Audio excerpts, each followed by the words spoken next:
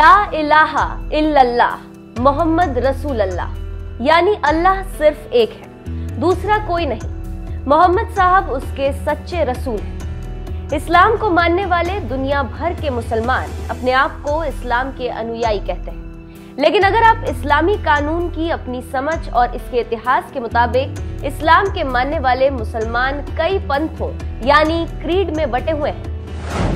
दुनिया भर के मुस्लिमों को अगर मोटे मोटे तौर पर देखें तो ये दो पंथों या फिरकों में बटे हैं, और ये है शिया और सुन्नी। इनके अलावा छोटे छोटे दूसरे भी फिरके हैं। यहाँ तक कि शिया सुन्नी के अंदर भी कई फिरके या पंथ हैं। अल्लाह एक है, मोहम्मद उसके आखिरी दूत है।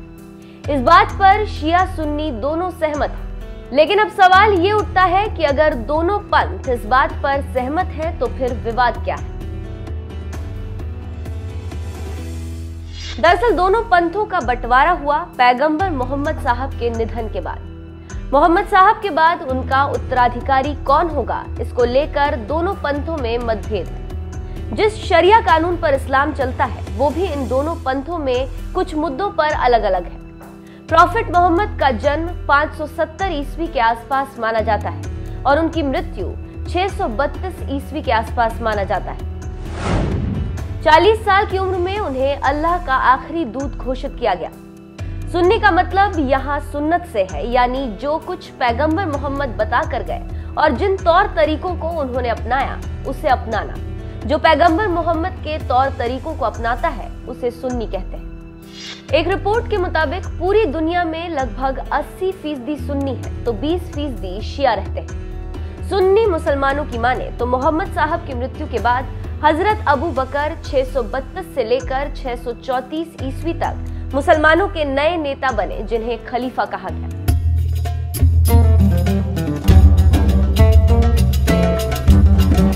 अबू बकर रिश्ते में पैगंबर मोहम्मद के ससुर थे। इसके बाद क्रमशः हजरत उमर फारूक 634 से 644 ईस्वी तक, हजरत उस्मान गनी 644 से 656 ईस्वी तक, हजरत अली 656 से 661 ईस्वी तक। इन चारों लोगों को खुलफाए राशिदीन यानी सही रास्ते पर चलने वाला बताया गया। इसके बाद से जो लोग आए राजनीतिक रूप से मुसलमानों के नेता तो कहलाए, लेकिन धार्मिक आधार पर कोई नेता नहीं हुआ। जहां तक इस्लामिक कानून की व्याख्या का सवाल है तो सुन्नी मुसलमान 4 ग्रुप में बटे हैं, लेकिन एक 5वां ग्रुप भी है जो इन चारों समूहों से अपने आप को अलग मानता है। इन 5 फिरकों में विश्वास और आस्था में बहुत ज्यादा फर्क नहीं है, लेकिन इन 5 पंथों की माने तो इनके इमाम ने इस्लाम का सही अर्थ समझाया। यहाँ पर एक बात को क्लियर करते चले कि सुन्नी इस्लाम में 4 स्कूल ऑफ थॉट यानी विचारधारा है। 8वीं और 9वीं सदी में 150 सालों के अंदर 4 बड़े धार्मिक उपदेशक पैदा हुए, जिन्हें बाद में इमाम की उपाधि दी गई, और इन चारों इमाम ने हदीस और कुरान के हवाले में इस्लाम की व्याख्या अपने अपने तरीके से की, और फिर आगे चल इन्हीं को मानने वाले 4 पंथों में बंट गए। इमाम अबू हनीफा 699 से 767 ईस्वी, इमाम शाफई 767 से 820 ईस्वी, इमाम हम्बल 780 से 855 ईस्वी, इमाम मालिक 711 से 795 ईस्वी। इन इमाम के मानने वाले लोग उस सेक्ट यानी संप्रदाय के हो गए। जैसे इमाम अबू हनीफा को मानने वाले लोग हनफी कहलाए जाते हैं, इमाम हम्बल को मानने वाले हम्बली, इमाम हनफी। ऐसा नहीं है कि इस्लाम के मानने वाले सिर्फ शिया सुन्नी हम्बली या हनफी में बटे हैं। हनफी संप्रदाय में भी 2 संप्रदाय हैं। पहला बरेलवी सुन्नी तो दूसरा है देवबंदी सुन्नी। ये दोनों नाम उत्तर प्रदेश के 2 जिलों सहारनपुर के देवबंद और बरेली से हैं। 20वीं सदी में 2 बड़े धार्मिक उपदेशक ने इस्लाम की अलग अलग विवेचना की। मौलाना अशरफ अली थानवी 1863 से 1943 तक, अहमद रजा खान बरेलवी 1856 से 1921 तक। इन दोनों धार्मिक नेताओं ने इस्लामिक कानून की अलग अलग व्याख्या की। अशरफ अली थानवी का संबंध दारुल उलूम देवबंद से था, जबकि अहमद रजा बरेलवी का संबंध बरेली से था। मौलाना अब्दुल रशीद गंगोही और मौलाना कासिम ननोतवी ने 1867 में सहारनपुर के देवबंद में दारुल उलूम देवबंद मदरसे की नींव रखी। देवबंदी विचारधारा को आगे बढ़ाने के लिए अशरफ अली थानवी, मौलाना अब्दुल रशीद गंगोही और मौलाना कासिम ननोतवी ने कड़ी मेहनत की। भारत, बांग्लादेश, अफगानिस्तान में रहने वाले ज्यादातर मुसलमानों का संबंध इन्हीं दोनों संप्रदायों से है। देवबंदी और बरेलवी के मानने वालों का मानना है कि कुरान और हदीस ही उनकी शरीयत का मूल स्रोत है, इसलिए शरीयत के तमाम कानून इमाम अबू हनीफा के फिकह के अनुसार है। बरेलवी मसलक के मानने वालों के अनुसार आला हजरत ने इस्लाम को फॉलो करने का जो तरीका बताया है वो ज्यादा सही है। देवबंदी और बरेलवी मसलक के मानने वालों में बहुत ज्यादा फर्क नहीं है, लेकिन कुछ चीजों में मेजर अंतर दिखता है। जैसे बरेलवी मसलक के मानने वाले ये कहते हैं कि पैगंबर मोहम्मद साहब सब जानते हैं, उन्हें गैब यानी भविष्य में क्या होने वाला है उसकी जानकारी थी। जो दिखता है वो भी, जो नहीं दिखता वो भी सब जानते थे। लेकिन वहीं देवबंदी इस आस्था में विश्वास नहीं रखते। देवबंदियों का मानना है कि अल्लाह के बाद अल्लाह के नबी पैगंबर मोहम्मद साहब का नंबर आता है, लेकिन उन्हें आम इंसान मानते हैं, यानी उन्हें गैब की जानकारी नहीं थी। बरेलवी सूफी इस्लाम के अनुयायी हैं और उनके यहाँ मजारों को काफी महत्व दिया जाता है, जबकि देवबंदी मजारों को नहीं मानते और इसका विरोध करते हैं। इमाम मालिक। अब आते हैं इमाम मालिक पर। सुन्नियों के दूसरे इमाम थे इमाम मालिक, जिनके मानने वाले एशिया में कम हैं और मिडिल ईस्ट में ज्यादा है। उनकी एक महत्वपूर्ण किताब इमाम मोत्ता के नाम से प्रसिद्ध है। मलिकी को मानने वाले उनके बताए रास्ते पर चलते हैं। मलिकी को मानने वाले मध्य पूर्व एशिया और नॉर्थ अफ्रीका में ज्यादा है। इमाम शाफई। अब जिस इमाम का नंबर आता है उनका नाम है इमाम शाफई। इमाम शाफई इमाम मालिक के शागिर्द थे और ये सुन्नियों के तीसरे इमाम हैं। मुसलमानों का एक बड़ा तबका इनके बताए रास्ते पर चलता है, जो मध्य पूर्व एशिया और अफ्रीकी देशों में रहते हैं। अकीदे के मामले में ये दूसरे फिरके से अलग नहीं है, लेकिन तौर तरीकों की बात करें तो ये हनफी संप्रदाय से अलग है। इमाम शाफई के मानने वालों का मानना है कि इनके इमाम ने जो इस्लाम की व्याख्या की है उसका अनुसरण करना है। इमाम हंबल। अब बात करते हैं इमाम हंबल और उनके मानने वालों की।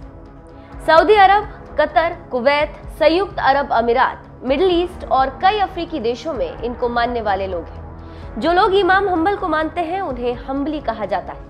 यहाँ पर एक बड़ी बात बताते चलें कि सऊदी अरब का सरकारी शरीयत तो इमाम हंबल के धार्मिक कानून पर बना है। इन चारों इमामों को मानने वाले मुस्लिमों का कहना है कि इस्लाम को फॉलो करने के लिए इन इमामों के बताए रास्ते पर चलना जरूरी है। कौन है सल्फी, वहाबी या अहले हदीस? इन चार इमाम के अलावा मुस्लिमों का एक तबका ऐसा भी है जो किसी भी इमाम के बताए रास्ते पर नहीं चलता। इस तबके को सल्फी, वहाबी या अहले हदीस कहते हैं।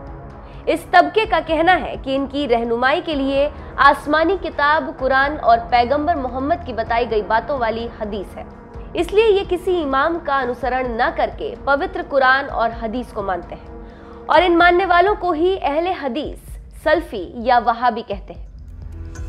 ऐसा नहीं है कि ये चारों इमामों को नहीं मानते, वो चारों इमामों के रिसर्च, स्टडी और उनकी बुक की इज्जत करते हैं, लेकिन किसी भी इमाम का अनुसरण करने के पक्षधर नहीं है।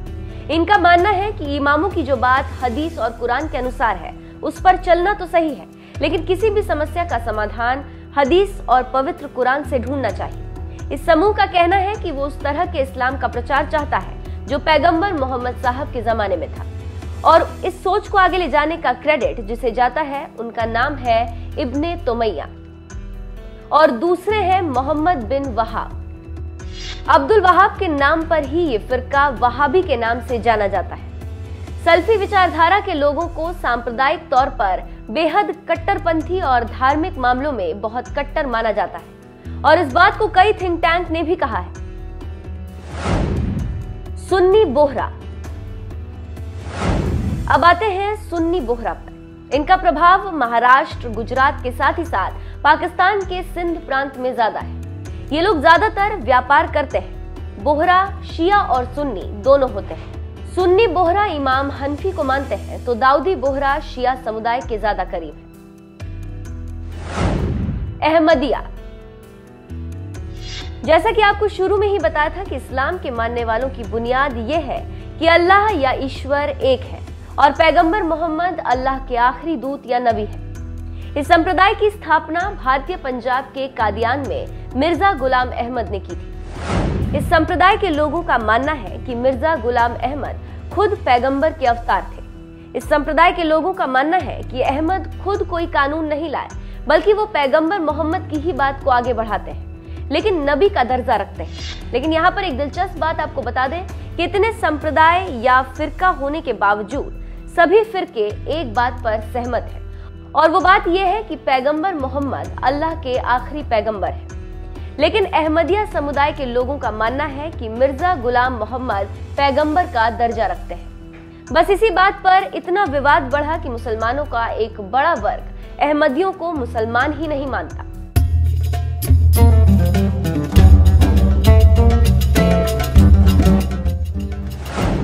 शिया मुस्लिम। अब आते हैं शिया मुस्लिम पर।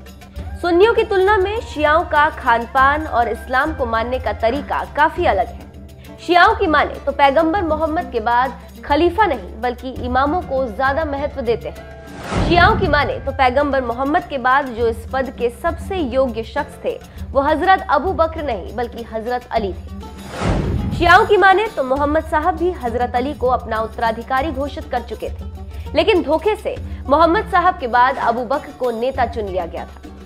शिया मुसलमान मोहम्मद साहब के बाद बने 3 खलीफाओं को अपना नेता नहीं मानते और उनको गासिब कहते हैं। गासिब अरबी का शब्द है और इसका अर्थ होता है हड़पना।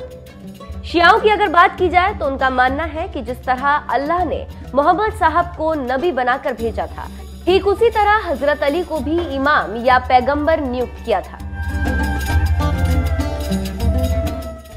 यहाँ पर एक और बात आपको बता दें, जिस तरह सुन्नी कई फिरकों में बटे हैं, ठीक उसी तरह शिया भी कई फिरकों में बटे हैं। इश्ना असरी।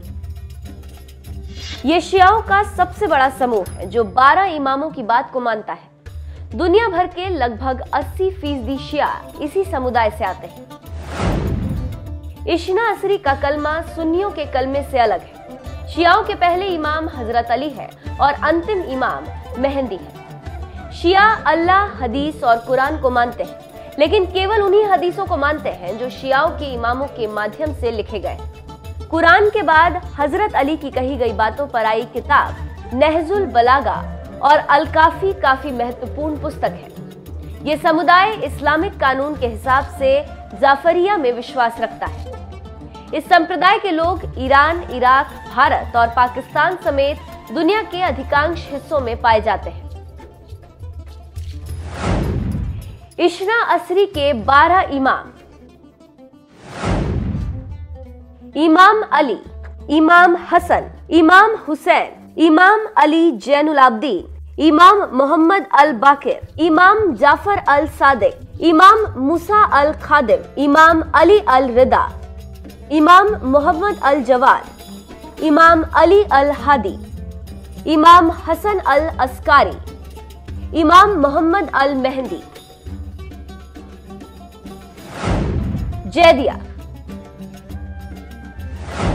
शियाओं का दूसरा सबसे बड़ा समूह जैदिया है, जो 12 के बजाय 5 इमामों की बात को मानता है। इनके 4 तो शियाओं के ही इमाम हैं, लेकिन 5वें और अंतिम इमाम हजरत अली के पोते जैद बिन अली हैं। इन्हीं को मानने की वजह से ये जैदी कहलाते हैं। इनके मानने वालों का कानून जैद बिन अली की किताब मजमूल फिकह से लिए गए। इसको मानने वाले लोग ज्यादातर यमन में रहते हैं। इस्माइली शिया। अब आते हैं इस्माइली शिया पर। ये शियाओं का धड़ा सिर्फ 7 इमामों को मानता है और इनके अंतिम इमाम मोहम्मद बिन इस्माइल है। इसी वजह से इन्हें इस्माइली कहा जाता है।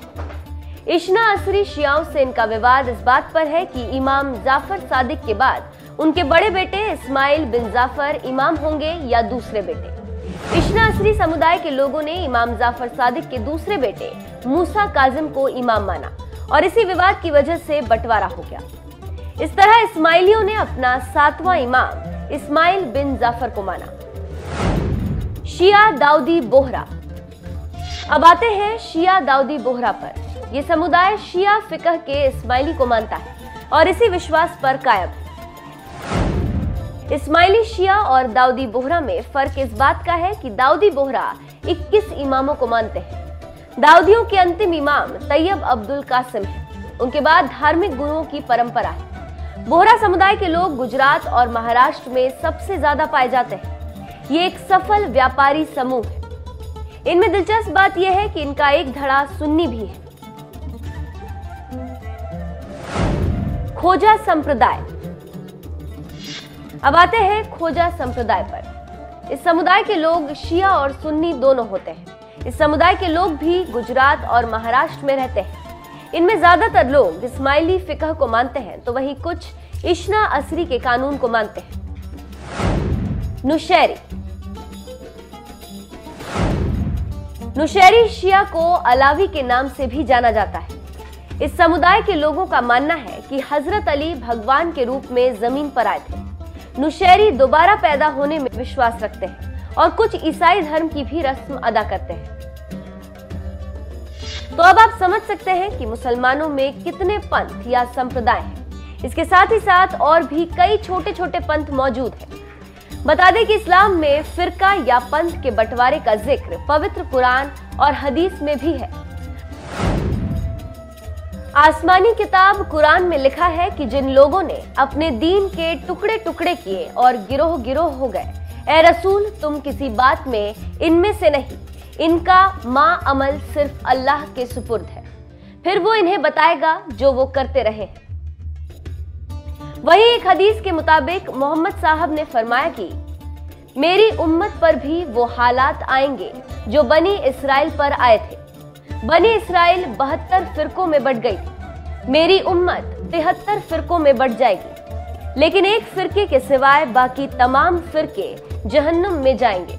सहाबाए किराम ने पूछा, या रसूल अल्लाह, वो कौन सा फिरका होगा? हुजूर ने फरमाया कि जो मेरी और मेरे साहबा की सुन्नतों पर अमल पैरा होगा। यानी इस्लाम में यूनिटी की बात कही गई, लेकिन कयामत तक लोगों में इस्लाम को लेकर आपस में इतना मतभेद हो जाएगा कि वो 73 फिरकों में बंट जाएंगे। आपको हमारी ये स्टोरी कैसी लगी हमें कमेंट करके जरूर बताएं। न्यूज एक्सप्रेस को यूट्यूब पर सब्सक्राइब करें, फेसबुक पेज को लाइक करें और हमें ट्विटर पर फॉलो जरूर करें।